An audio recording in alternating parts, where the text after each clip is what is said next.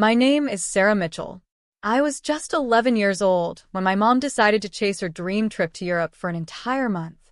She smiled brightly, pressed a crumpled $20 bill into my hand, and said, "You're independent now.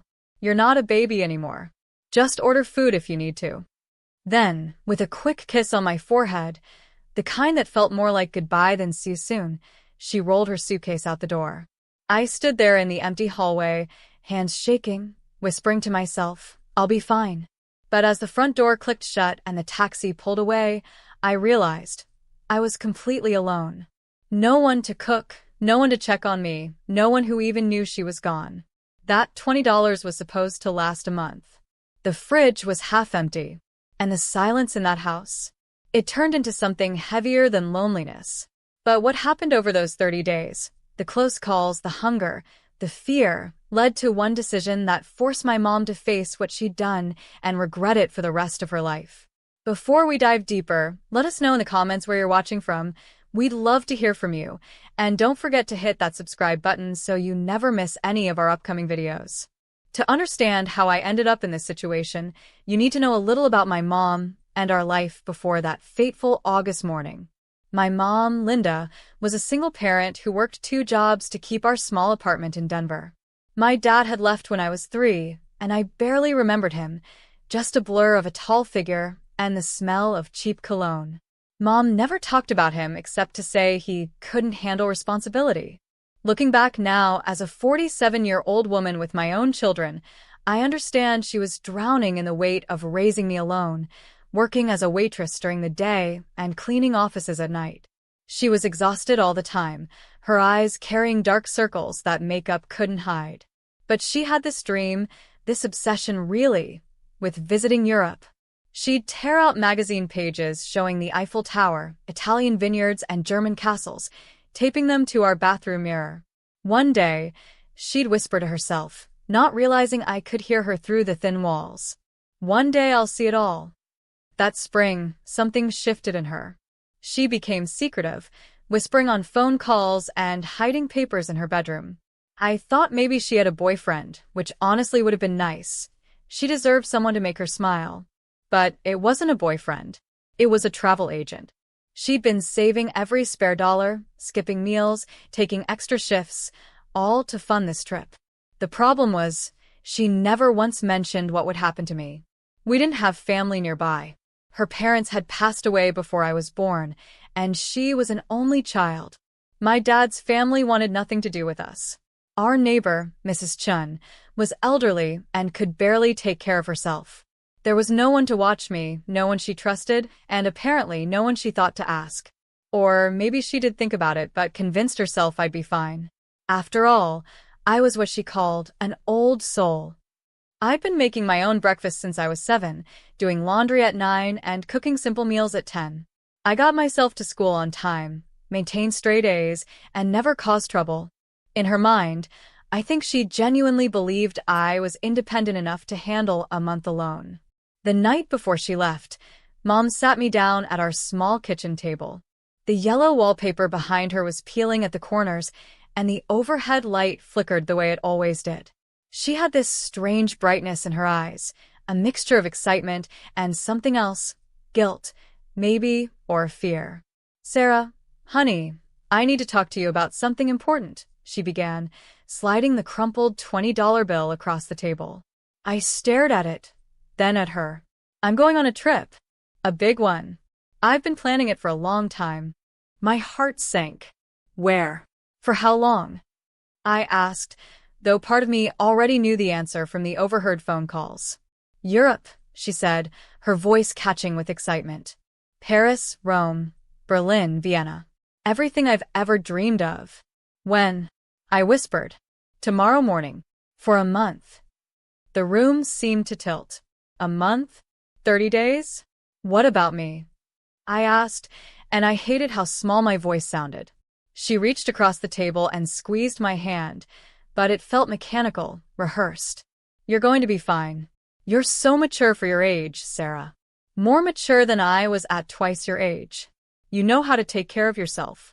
There's some food in the fridge and pantry. Use this money if you need to order pizza or something. I'll be back before you know it. But Mom, who's going to? You'll be fine, she repeated, more firmly this time, as if saying it with conviction would make it true. I've thought this through. You're not a baby anymore. This is my one chance to see the world, Sarah. You understand, don't you? What was I supposed to say? That I was terrified? That I needed her? At 11 years old, I was caught between wanting to be the grown-up she believed I was and the scared little girl I actually was. So I nodded. I nodded and said, "Okay, Mom, I understand." The relief that washed over her face should have warned me. She was too relieved, too quick to accept my agreement. That night, I barely slept.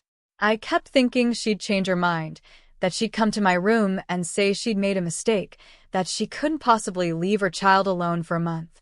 But morning came, and she was already dressed, her suitcase by the door. She kissed my forehead, that quick, distant kiss, pressed the $20 into my palm, and left. Just like that. The taxi's engine faded into the distance, and I was standing in our apartment doorway, watching the empty street, holding a bill that was supposed to sustain me for 30 days. Day one was almost exciting, if I'm being honest. It felt like an adventure, like those stories about kids who get to do whatever they want when their parents are away. I made myself chocolate chip pancakes for breakfast, using way too much syrup because there was no one to tell me not to. I watched cartoons until noon, sprawled on the couch in my pajamas. I even considered not going to school the next day, but the thought of getting in trouble, or worse, someone finding out I was alone, scared me straight. That first afternoon, I took inventory of our food situation. The fridge held half a gallon of milk that would expire in a week, 3 eggs, a block of cheese with some mold I could cut off, wilted lettuce, a jar of pickles, and some mysterious leftovers in Tupperware that even I knew better than to trust. The freezer was slightly better. A frozen pizza, some chicken nuggets, a bag of mixed vegetables, and 2 ice cream sandwiches I'd been saving. The pantry offered a box of cereal, a loaf of bread, peanut butter, 1 can of soup, a half-empty bag of rice, some pasta, a jar of tomato sauce, and various condiments. I did the math. If I was careful, really careful, I could stretch this for maybe 2 weeks. The $20 would have to cover the rest. At the grocery store near our apartment, $20 could buy maybe a dozen eggs, more bread, some cheap pasta, and canned vegetables if I shopped smart. No meat, no fresh fruit, no treats. Just survival. By day 3, the adventure feeling had worn off completely. The apartment felt bigger somehow, emptier, and every sound made me jump. The refrigerator's hum seemed louder at night. The neighbor's footsteps above me sounded like threats. I kept all the doors locked and checked them multiple times before bed. I slept with my mom's bathrobe next to me because it still smelled like her perfume, cheap drugstore stuff, but comforting. School became my sanctuary. At least there, I was surrounded by people, by normalcy, by the routine that made me feel like a regular kid. But it also became a minefield of lies. "What did you do this weekend?" my friend Jessica asked on day 5. "Oh, just hung out with my mom." I lied, my cheeks burning. "We watched movies." "That sounds nice." "My mom just yells at me to clean my room." Jessica laughed. I forced a smile, guilt twisting in my stomach. Every conversation was like that, a careful dance around the truth, making sure no one suspected anything was wrong. My teacher, Mrs. Patterson, asked why I looked tired. "Just staying up too late reading," I said, which wasn't entirely untrue. I was staying up late, but not reading, lying awake, listening to every creak and groan of the building, terrified of what might happen if someone broke in, if there was a fire, if I got hurt and no one knew I was alone. By the end of week 1, I'd eaten the frozen pizza, most of the chicken nuggets, several bowls of cereal, and numerous peanut butter sandwiches. The milk had gone sour, forcing me to eat dry cereal or with water, which was as disgusting as it sounds. I rationed the eggs carefully one every other day, scrambled in the microwave because I was too scared to use the stove unsupervised for too long. The silence of the apartment was becoming unbearable. I started leaving the TV on constantly, even when I wasn't watching it, just to have voices in the background. I talked to myself more and more. "Okay, Sarah, you can do this. Just 3 more weeks. Mom will be back and everything will be normal again. But nothing felt normal. I was losing weight. My jeans, already a bit loose, were starting to slip down my hips. I'd pull them up constantly, cinching my belt tighter. Dark circles formed under my eyes from the sleepless nights.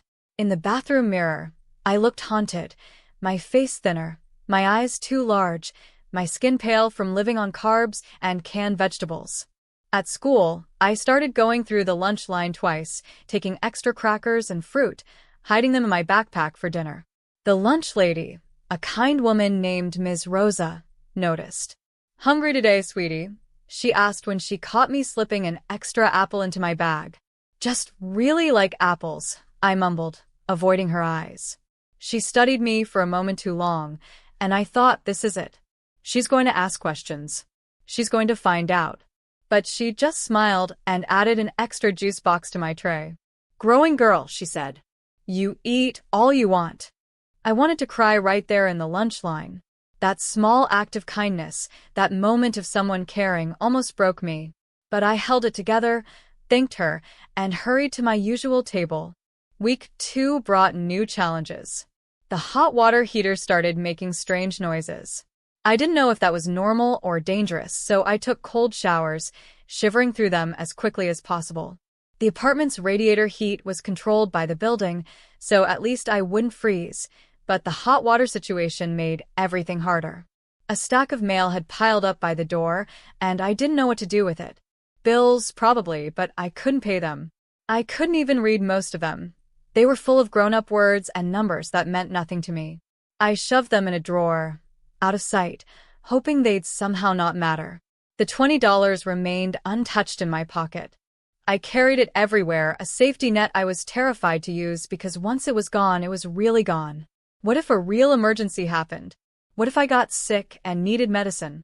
The bill became both a comfort and a source of constant anxiety. I developed a routine to maintain the illusion of normalcy. Wake up at 6:30 a.m. Cold shower. Get dressed in clothes I'd wash in the sink every few days because I didn't have quarters for the laundromat. Eat whatever I had for breakfast, usually dry cereal or a piece of bread with peanut butter. Walk to school, keeping my head down, avoiding eye contact with neighbors who might ask where my mom was. Survive the school day by being quiet and unremarkable. Come home, lock all the locks, do homework by the fading afternoon light to save electricity.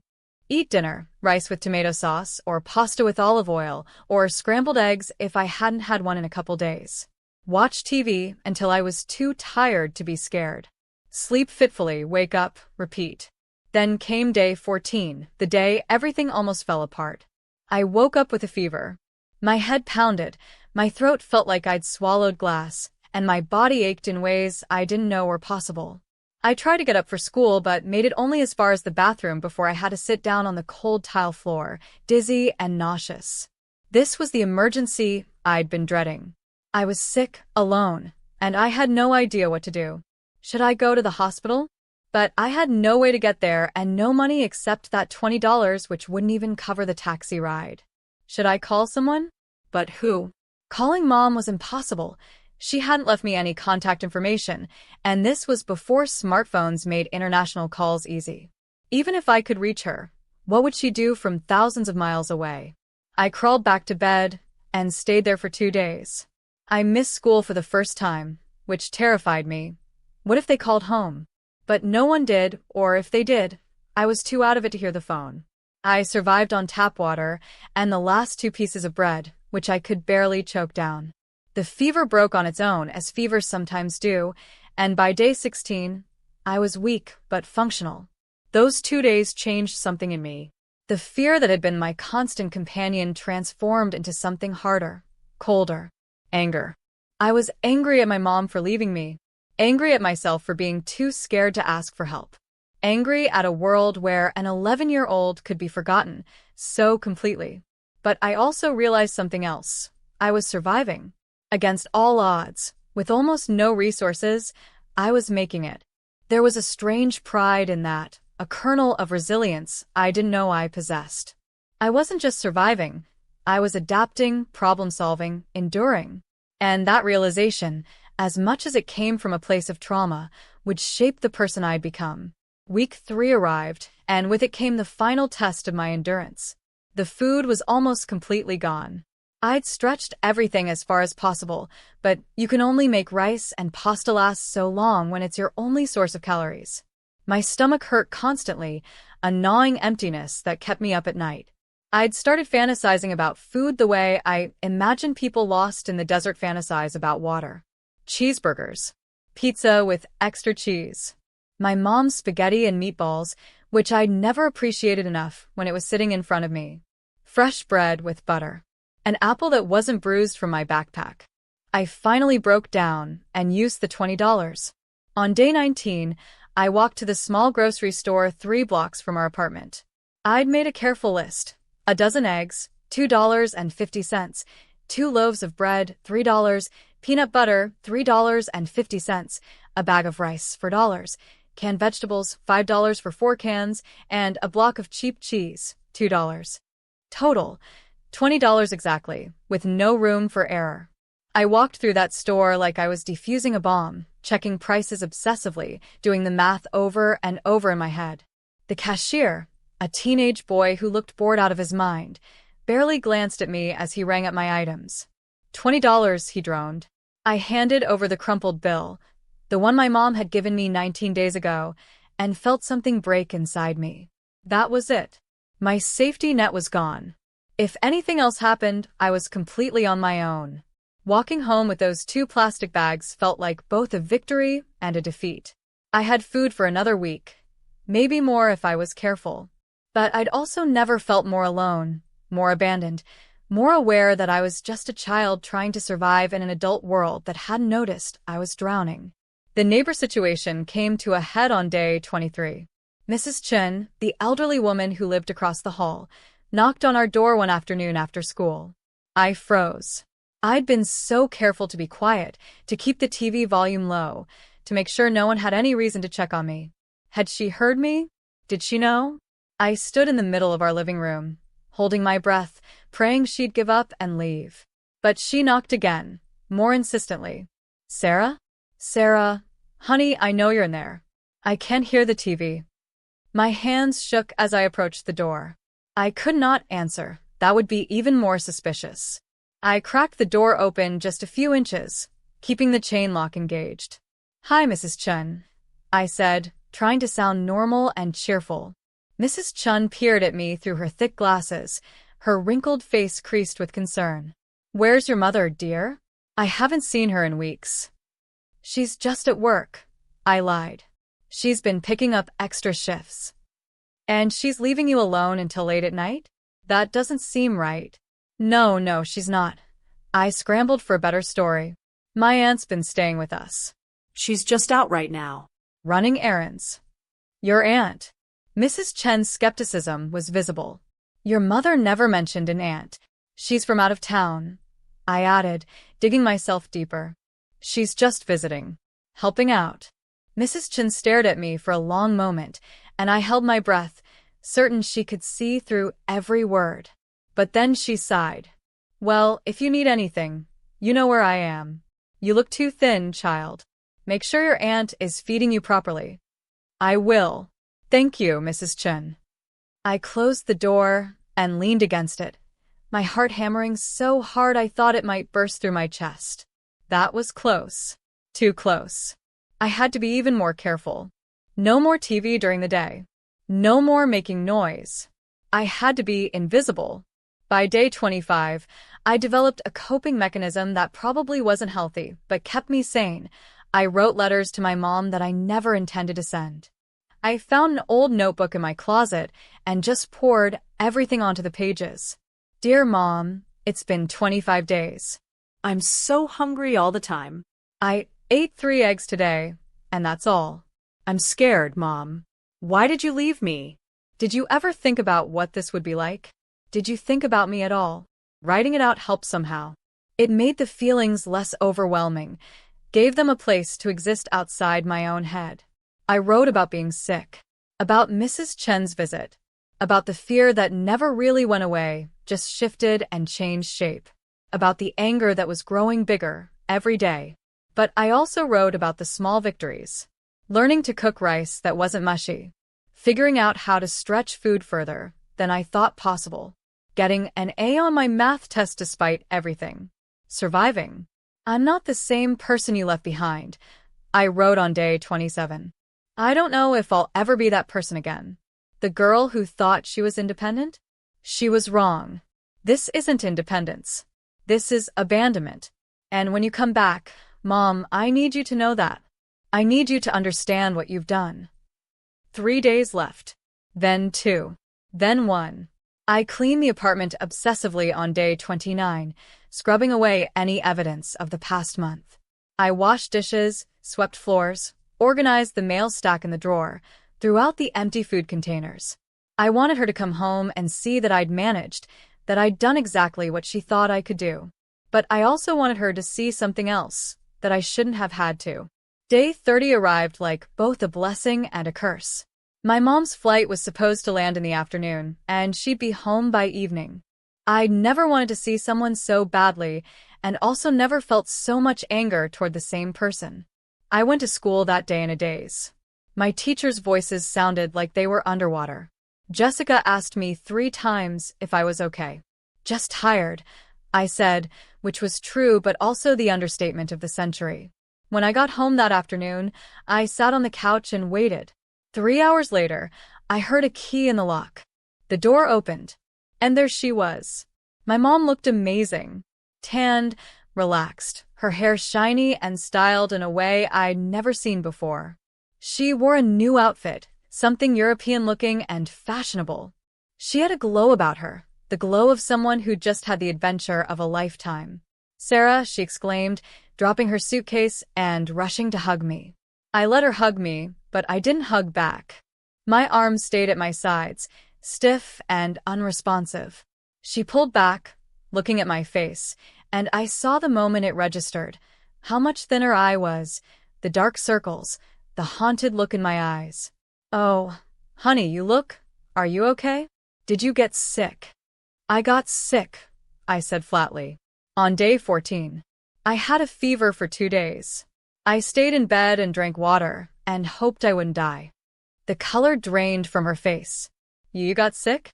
Why didn't you call someone?" "Who would I call, Mom? You didn't leave me any numbers.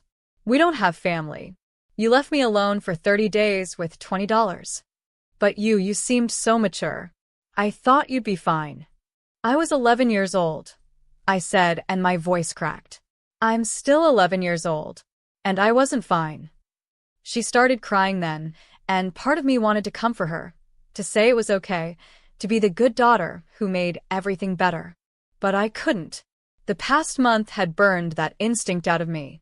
"Sarah, I'm so sorry. I don't know what I thought. I was so desperate to take this trip, to see the world before I got too old, before life passed me by completely. You're so capable, so smart. I convinced myself you'd be okay." I survived. I corrected her. "That's not the same as being okay." She sank onto the couch, her perfect European adventure crumbling around her. "What did you eat? How did you manage?" I almost laughed at that. "I ate whatever was in the house. Rice, pasta, eggs when we had them. I used your $20 on day 19 to buy more food. I missed 2 days of school because I was too sick to move. Mrs. Chen almost figured out I was alone. Every single day, I was terrified that something would happen and no one would know. No one would care."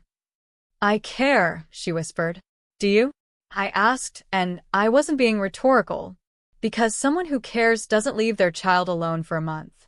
Someone who cares doesn't hand over $20 and pretend that's enough. Someone who cares asks questions and makes plans and makes sure their kid is actually safe. She had no answer for that. She just sat there crying and I felt nothing. The numbness that had kept me going for 30 days hadn't lifted just because she was home. If anything, seeing her there, healthy, happy, glowing from her dream vacation while I'd been falling apart, made it worse. The confrontation didn't end that night. It couldn't. There was too much to process, too much pain on both sides. My mom spent the next few days trying to make it up to me. She cooked elaborate meals, my favorites, and I ate them mechanically. She bought me new clothes to replace the ones that hung loose on my frame.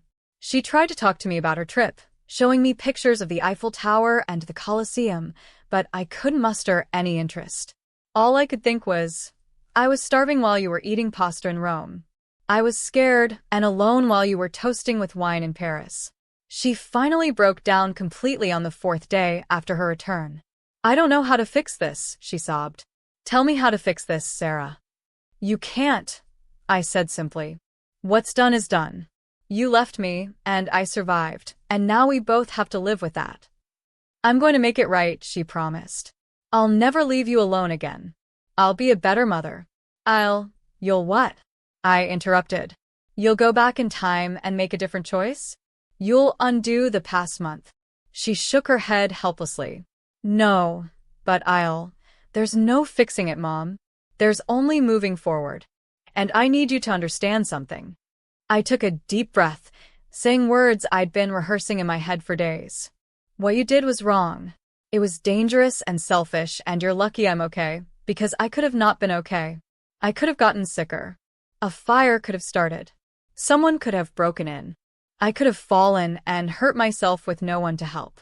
You gambled with my life because you wanted a vacation, and that's something I'll never forget. She nodded, tears streaming down her face.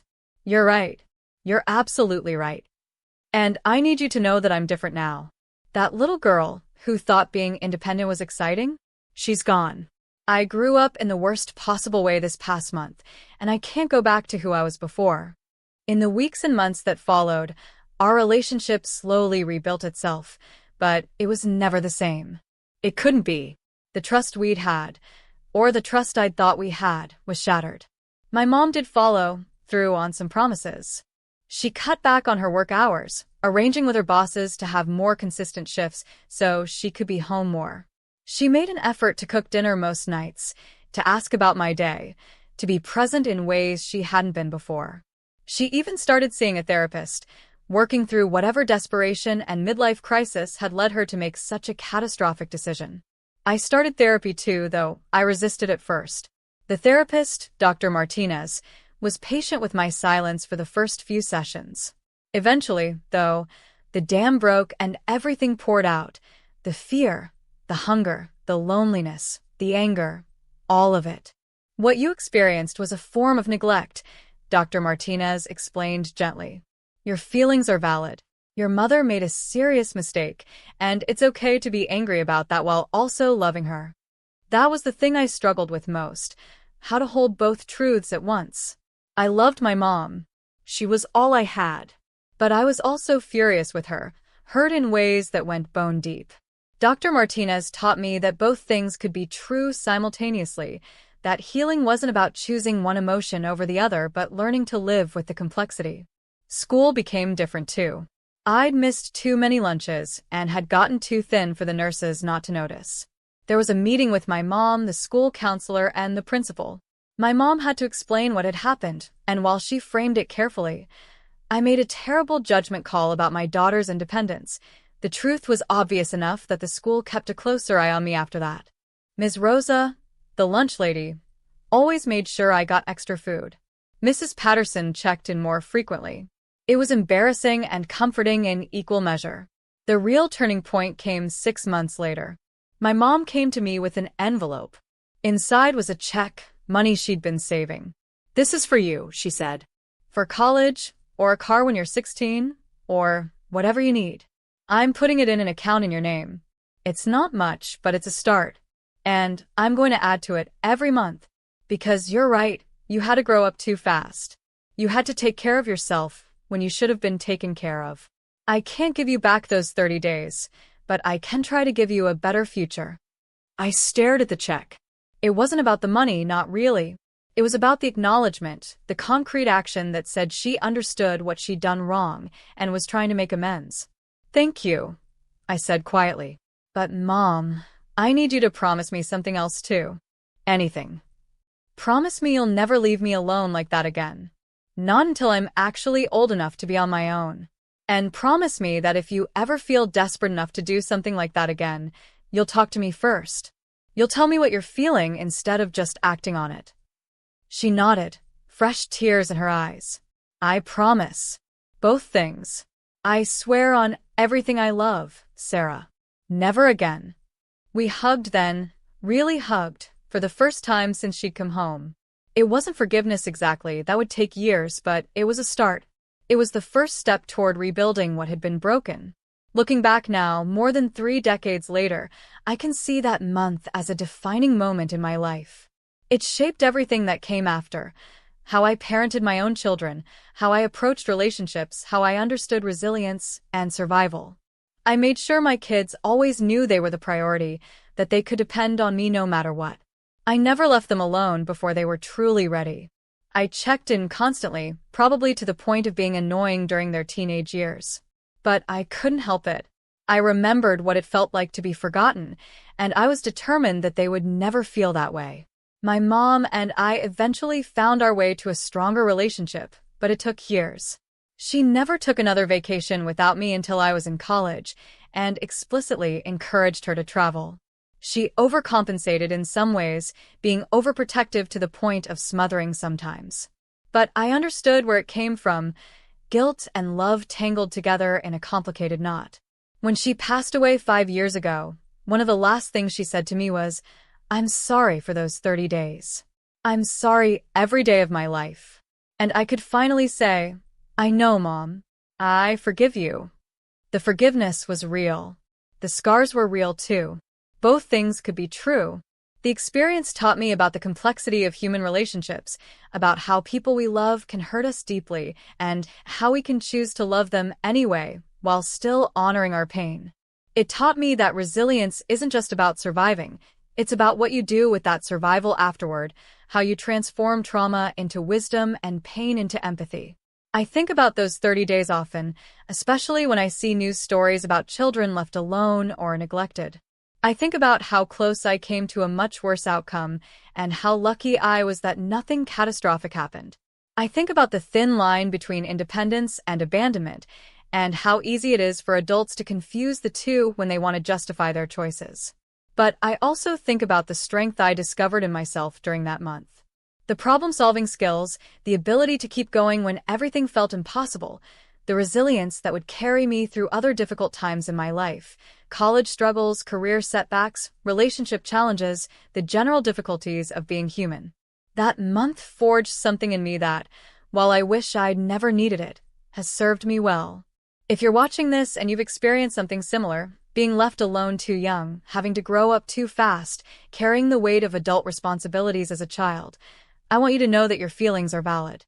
Whatever you're feeling, anger, sadness, confusion, even gratitude for the strength it gave you, all of it is legitimate. Healing isn't linear, and you don't have to rush to forgiveness if you're not ready. Take your time. Be gentle with yourself. And know that you can hold multiple truths at once. What happened to you is wrong, and you survived it, and you're stronger for it, and you shouldn't have had to be. For the parents watching who might see themselves in my mother's choice, I want you to understand something crucial. Your children need you more than they need you to have the perfect life or the dream experience. They need your presence more than your potential. The world will still be there to explore, but childhood is fleeting. Those years when your kids depend on you completely, they're over before you know it. Don't trade their security for your adventure. Don't convince yourself they're more capable than they are just because it's convenient for what you want to do. And if you're struggling, if you're feeling desperate or trapped or like you're losing yourself, please ask for help. Talk to family, friends, a therapist, anyone. There are always options that don't involve putting your child at risk. My story had a relatively positive ending. My mom came home. I survived without lasting physical harm. We eventually reconciled, but it could have gone so differently. I could have gotten sicker. A real emergency could have happened. The neglect could have been discovered by authorities, leading to foster care and family separation. The trauma could have been unsurmountable. I was lucky, and luck shouldn't be what determines whether a child makes it through their parents' poor decision. To everyone who's been following along with this story, thank you for listening.